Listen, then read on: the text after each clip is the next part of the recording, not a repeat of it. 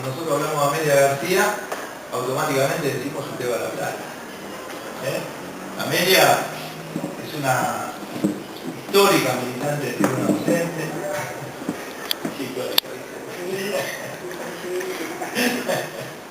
Es una histórica militante también, digamos, de tribuna docente. Desde el 2003 está en Uteba La Plata, teniendo así una posición mucho más que relevante. Actualmente es la secretaria general y en el pasado también fue la secretaria general de Uteba La Plata. Así que bueno, sin más preámbulos, yo le voy a dar la palabra a Amelia. Y la idea sería que, bueno, que ella pueda desarrollar, digamos, frente a nosotros las posiciones que nosotros venimos a plantearles a todos ustedes, 25 minutos, media hora, y abrir un debate que puede consistir, bueno, en alguna opinión que ustedes quieran volcar, algún tipo de pregunta. Así que bueno, dejamos esto abierto, ¿no? Bueno, buenas tardes compañeros, disculpen, antes que nada, disculpen la demora. Bueno, viajar en tren es bastante complicado. Saben que de La Plata tenemos que tomar un micro para Berazategui, de Berazategui el tren hasta Avellaneda, y ahí se me complicó por cómo venían a esta hora. Así que bueno, bien. Además de estas disculpas, les quiero decir que para mí venir a Lomas hay mucha amistad con los docentes, mucho compañerismo, porque transitamos toda una época juntos que fue, la verdad, una gran época, dura pero muy linda, muy buena, de cuando éramos los sistemas cooperativos de Lomas, La Plata y General Sarmiento. Prácticamente éramos tres nada más, no existían las 9 que hay ahora, y era más complicada la tarea, pero la verdad que hicimos de todo. Bueno, por eso se empeñaron tanto en que se perdieran las elecciones, en ganarlas, en hacer fraude, o en todo lo que hicieron en el año 2009. El tema por el cual vengo es el de la evaluación que se va a desarrollar ahora, que es un tema muy importante que viene ligado a un montón de ataques de parte del gobierno hacia la docencia y hacia la educación pública en general. Esto lo disfraza el gobierno detrás de decir que se efectúa para evaluar la calidad educativa.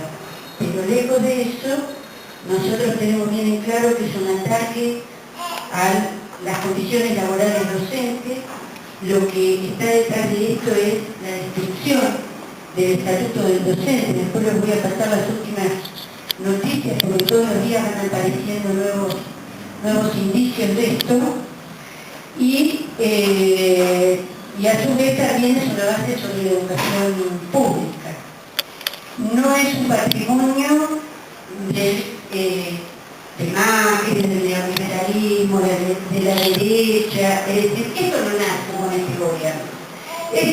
Este gobierno lo quiere llevar a fondo con el apoyo, por supuesto, del conjunto del arco patronal, pero esto se sienta, esta meta avanzada, que es la evaluación educativa, se sienta sobre la Ley Nacional de Educación del año 2006, que se dictó bajo el kirchnerismo, que mantiene en pie los principios básicos de la ley federal, que se dictó en el año 92 con el menemismo. Es decir, que esto se asienta sobre lo que está establecido en estas leyes.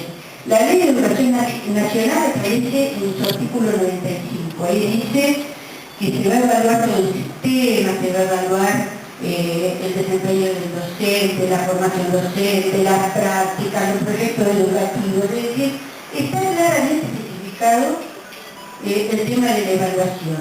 Y la Ley de Financiamiento ya establece que el presupuesto va a ser diferenciado de acuerdo al rendimiento de cada escuela que se va a establecer de acuerdo a una evaluación. Es decir, que esto ya viene precedido y establecido por las leyes. Como les decía, esto tiene una larga historia. En el año 95, tribuna docente, yo rescaté, porque andaba buscando desde cuando nosotros denunciábamos el salario por mérito. Bueno, en el año 95 analizábamos en una revista un documento del Banco Mundial que se llamaba Educación y Desarrollo y que establecía la evaluación, el salario por mérito, analizar el rendimiento de las escuelas, establecer un ranking, es decir, estamos ante algo que viene sucedido con las reformas educativas privatistas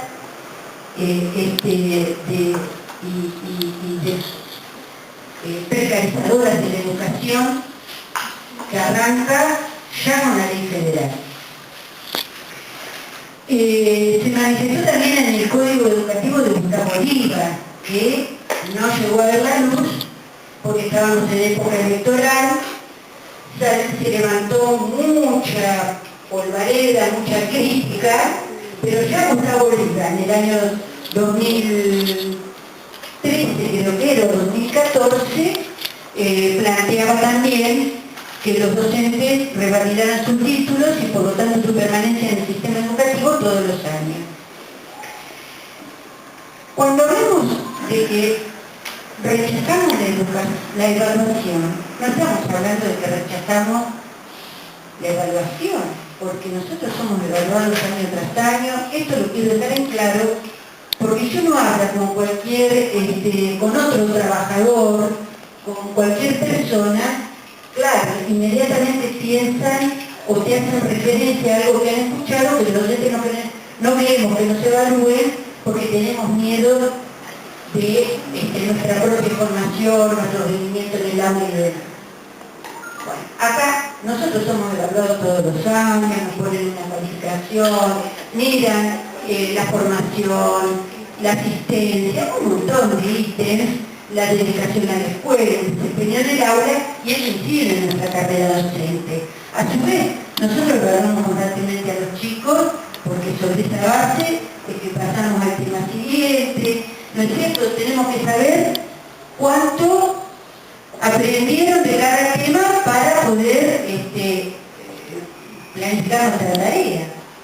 No estamos hablando de eso, estamos hablando de esta evaluación basada en pruebas estándar que sin tener en cuenta las características, el contexto en el cual se encuentra situada cada escuela, van a evaluar a nuestros alumnos por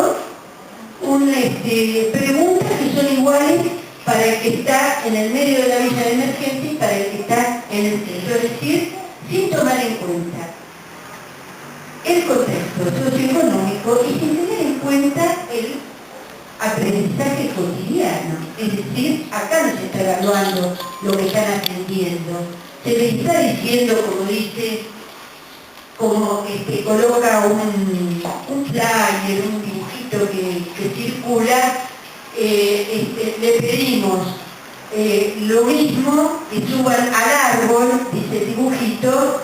Es como si yo les pido lo mismo a todos. Entonces le digo, al elefante y al mono, a los dos les voy a tomar, a ver, suban al árbol.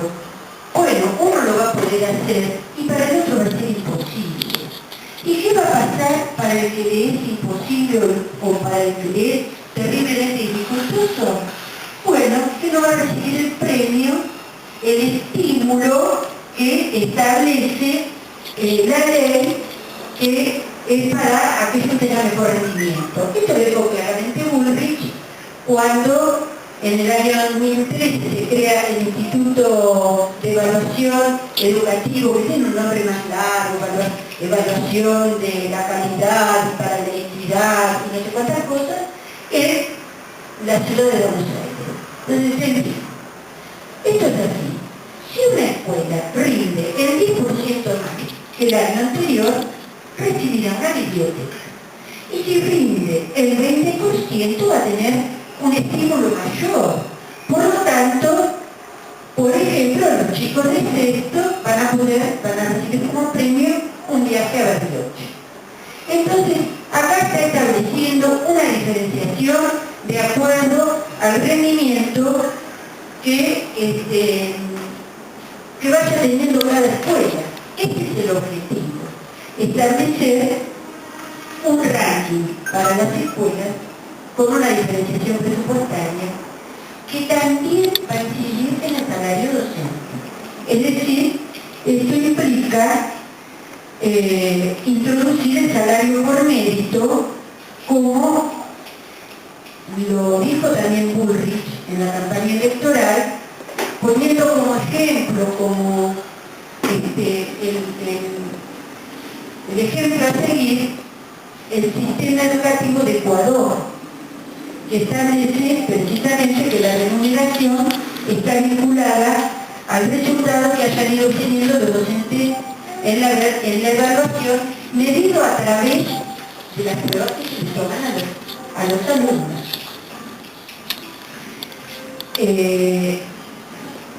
La productividad mediría dos aspectos de la formación continua, es decir, los cursos y posgrados que se realicen.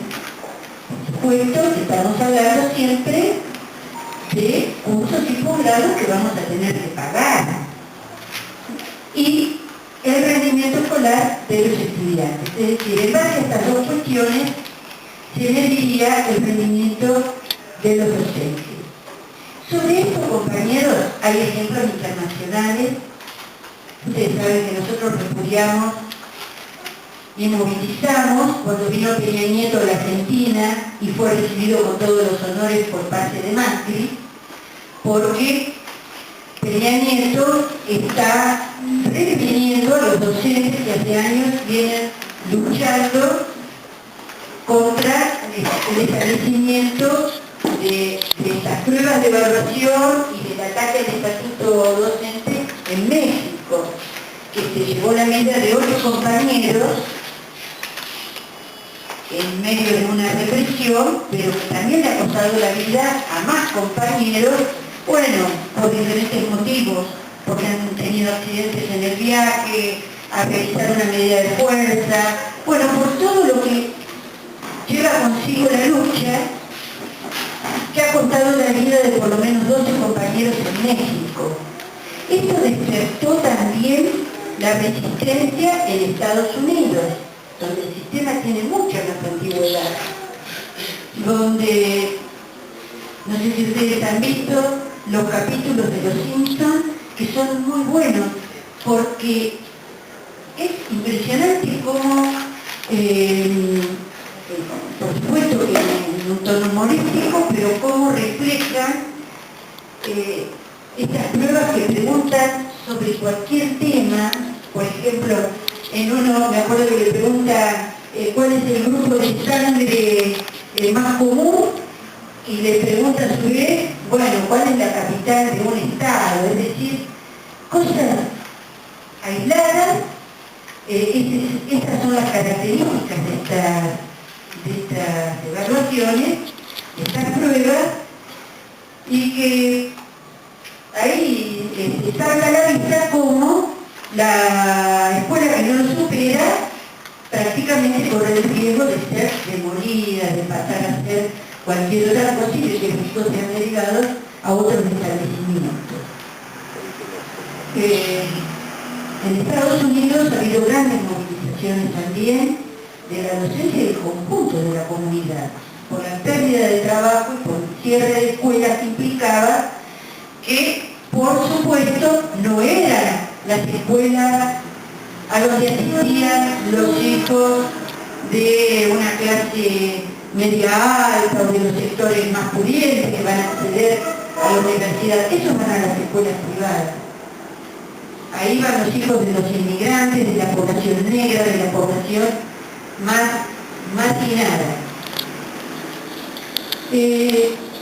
Bueno, entonces vemos que es un ataque profundo al estatuto del docente, que miren, compañeros, hoy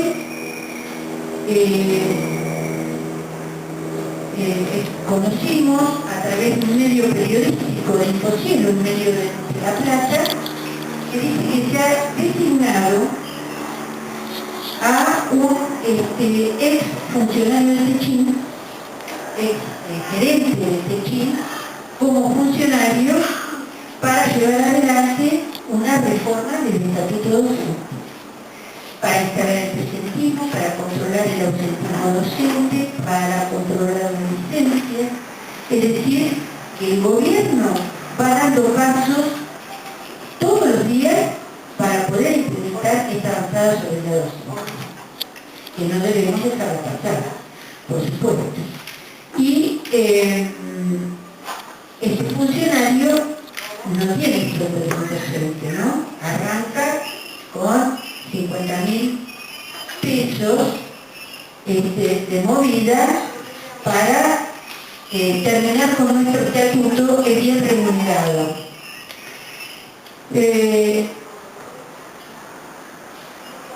Acá estamos hablando de un proceso de privatización.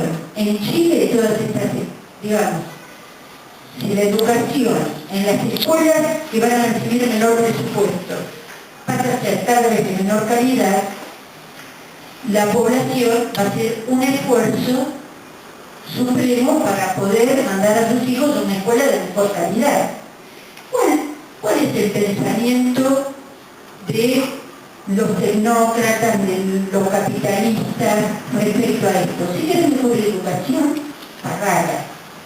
Entonces, por supuesto, no tiene por qué el Estado, se lo hemos escuchado a Longobardi también, no tiene porque ya está haciendo campaña sobre este tema, no tiene por qué el Estado ser el benefactor y pagar la educación. Si los padres quieren mandar a sus hijos a un jardín de infantes, a un jardín o un jardín maternal, bueno, que lo paguen. Si quieren mandar a sus hijos a una escuela mejor o a la universidad, empiezan a instalar también esta cuestión, que sea pago. En Chile existen créditos, préstamos que efectúan los bancos, cerrando todo un circuito, ¿no es cierto?, para los capitalistas, que decir, bueno, efectuamos préstamos para que puedan mandar a los hijos a la escuela. Es decir, las familias obreras o de clase media se empeñan para que puedan acceder a una mejor educación. Esto va en el camino de la privatización, como decíamos, de la educación, porque en ese camino también está la anulación del estatuto del docente, en el de bajar los costos para el empresario privado de la educación, bajar los costos del salario docente, que el docente no tenga tantas licencias, que no tenga garantía o estabilidad laboral, que si hace paro lo puedan despedir. Si en el Estado tenemos otro sistema, es mal ejemplo. Si se quiere privatizar toda una parte del sistema educativo, lo primero que tienen que hacer es aceptar la raza con nuestro estatuto, igualando lo que pasa con los docentes de las escuelas privadas. Entonces, en este camino de la privatización también están haciendo negocios, o de la tercerización educativa, están haciendo negocios las empresas que aplican las pruebas. Porque estas pruebas las realizan empresas internacionales, como Pearson, que es una de las principales, que son las que elaboran las pruebas, las implementan, las tabulan, confeccionan la bibliografía, etcétera, etcétera. Es decir, un negocio que a eso le significa miles de millones de dólares, porque además lo implementan en todo el mundo. Pero hay una cuestión que también el gobierno intenta avanzar, que es la cuestión de adaptar la educación a las necesidades del capital. Ustedes vieron, volviendo a que esto no es nada nuevo, sino que se arrastra de las leyes anteriores, ustedes vieron que un principio fundamental y básico de la ley federal es el de educar para el trabajo. Lo mismo preserva la Ley de Educación Nacional. la educación para el trabajo. ¿De qué se trata esto de educar para el trabajo? ¿De que vamos a educar jóvenes para que cuando salgan de la escuela tengan un trabajo? Se trata de adaptar los contenidos en la escuela pública a las necesidades del mercado laboral, que son cambiantes, por lo tanto efímeras, que son regionalizadas, que son sectorizadas, porque para cada sector de la industria, para cada zona, va a haber diferentes necesidades.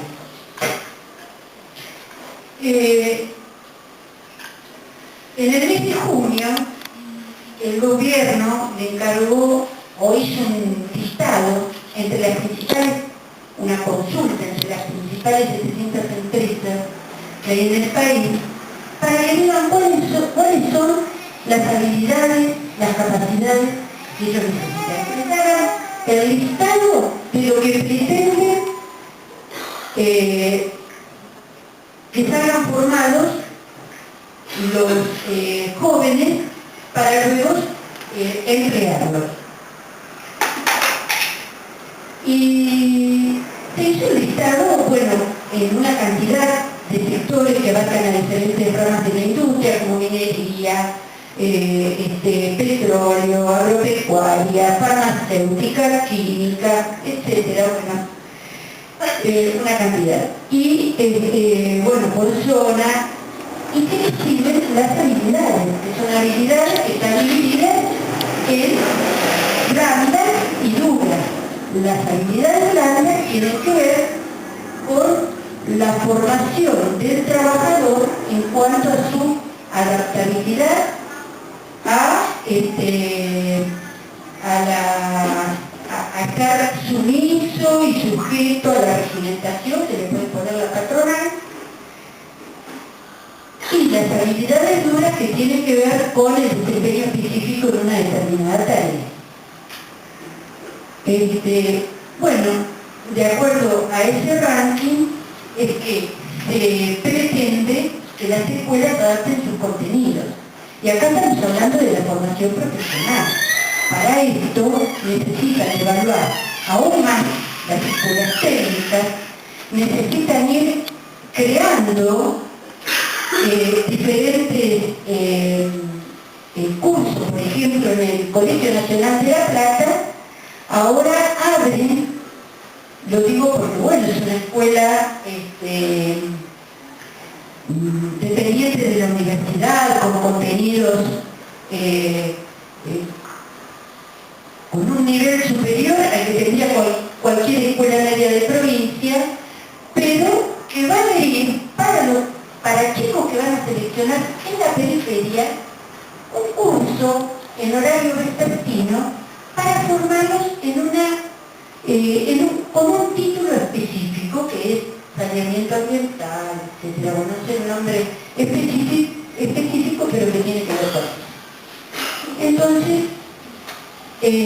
ya van metiendo esto de formar para salir al mercado laboral. Es que el empleador tiene mano de obra precaria y barata disponible para cuando la necesite. Cuando él decida usarla, la va a tener ahí. En empleos que son, como les decía hoy, efímeros. Y en ese sentido, el sábado, bueno, lo leí en el diario el sábado, pero había salido, se ve que esta conferencia la dio Bullrich el día anterior. Bullrich decía que es importante que la escuela prepare a los jóvenes para disfrutar de la incertidumbre. Es decir, que el trabajador, el joven, se acostumbre y disfrute, pueda encontrar placer en lo que no se sabe qué va a hacer. Porque él decía, yo sé qué tipo de trabajo hay hoy, pero no sé lo que va a haber el día de mañana. Por lo tanto, hablamos de una educación precaria que no es la que queremos. Nosotros queremos educación integral, científica, una formación de nuestros alumnos que les permita tener un criterio para cuestionar la sociedad en la que vivimos, para de esa manera transformarla, para ser seres pensantes y críticos, con una formación en todos los aspectos. No lo que existe hoy en la formación profesional, que es formarnos para desempeñar tal o cual tarea, y que para ello no necesitamos la escuela pública, sino que también se terceriza. ¿Por qué? Porque ¿cuál es el plan? Que lo dicen las ONG, las iglesias, los emprendimientos privados, los sindicatos. Mira, en todo esto, que es la tercerización y la privatización educativa, yo les fui señalando diferentes aspectos, o diferentes sectores que están involucrados. En primer lugar, los empresarios, que son los interesados en que sea la escuela pública la que le forme su mano de obra, que hoy está en manos de cada empresa. Hoy, o por lo menos hasta hace unos años, cada empresa tenía que formar sus operarios, y eso corría por cuenta de ellos. Ahora va a ser el Estado y la escuela pública la que le da la formación. Ellos se limitan a decir, necesito esto, que me lo formen acá, acá y acá.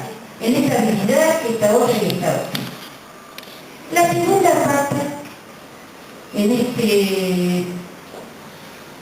esta reconversión educativa, es la del Estado, que va a ser quien la implemente. Y la tercera es la burocracia sindical. Ustedes habrán visto que la CETERA no se opone a la implementación de la revolución educativa. Ha dicho por ahí, en algún cartel, algún volante, en algún lugar, que la rechaza. Pero ellos no están rechazando, están pidiendo la suspensión. ¿Por qué no piden la suspensión? Porque ellos también han sido partícipes de todas estas leyes que dan lugar a esta evaluación, y porque también tienen intereses creados, porque son los que implementan en centros de formación profesional, en centros educativos con cursos de posgrados y demás, están llevando adelante esta privatización y esta tercerización de la educación en ámbitos fuera del sistema educativo. En ámbitos privados, como son los sindicatos, la CTA, los centros de formación profesional pertenecientes a estos sindicatos. Entonces, su crítica no va a lo profundo como lo señalamos nosotros. Su crítica es que es una evaluación antidemocrática, porque no hubo participación de la docencia, no corresponde que seamos aplicadores, porque nosotros somos docentes. Eso es cierto, no corresponde, nos dan un rol, que es el rol que quieren dar al docente, no el de formador, sino el de implementador. Si vamos a formar a los chicos en habilidades, bueno, tenemos que estar capacitados en habilidades, como decía la ministra actual de Educación de la capital. Es real que en esta prueba el docente tiene que trasladarse por establecimientos, etcétera, etcétera. Pero no es por eso que nosotros vamos en contra de esta reforma. Es porque viene por nuestro estatuto, es porque viene por la educación pública, es porque es una avanzada en la privatización de la educación. Por todo esto es que nosotros tenemos que profundizar una campaña para impedir que esto se desarrolle. Y la primera batalla es la evaluación que está planteada el 18 y 19. Este es el panorama, compañeros. La campaña que tenemos que desarrollar, creo que ya debe estar en marcha acá en Lomas de Zamora, porque existe un petitorio que lo estamos haciendo firmar, porque tenemos una renuncia que hemos autorizado desde los SUTEBA combativos y que luego también largó en SUTEBA provincia, la renuncia a ser aplicador, a ser veedor. En La Plata ha sido firmada en masa en muchísimas escuelas, porque habían puesto como fecha límite el día 30 para renunciar. Entonces los docentes dijeron, bueno, si hoy es el límite, renunciamos todos para no tener que renunciar más adelante, y se produjeron renuncias masivas.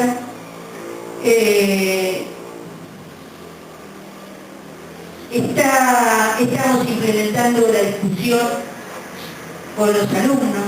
Creo que eso es muy importante, porque los chicos al toque dicen no voy a venir. Inclusive donde se le ha planteado a los alumnos de primaria y a los padres han dicho yo ese día no mando a mi hijo, y en algunos casos han dicho vengo yo a contestar la prueba, como diciendo, bueno, si le quieren tomar una prueba a mi hijo, quieren implementar estas cosas, es que me la tomen a mí. Bueno, todo este tipo de reacciones que creo que nosotros tenemos que multiplicar, profundizar, llevarlas al padre, al vecino, al compañero, al alumno. En todos los sectores tenemos que abrir el debate, porque esto es un ataque a la educación pública. Además es un ataque a la docencia, que lo entiende también, y por eso esta reacción, que ha llevado a que usted presente una impugnación, por lo que deberíamos, por lo que presenta un recurso de revocatoria jerárquico subsidio, que nos parece que es un camino legal, pero que a nosotros no nos interesa, o lo consideramos una cosa más que sirve para crear un clima, pero que tenemos que salir a enfrentarlo por medio de la lucha. Está planteado, compañeros, que el día 18 sea un paro. Hoy lo votamos en el cuerpo delegado de SUTEBA La Plata, la exigencia acetera e impulsar el paro en las escuelas. No todos los sectores están de acuerdo en impulsar el paro, me refiero a la lista multicolor. Hay dudas en algunas agrupaciones, hay dudas o hay vacilaciones, pero entiendo que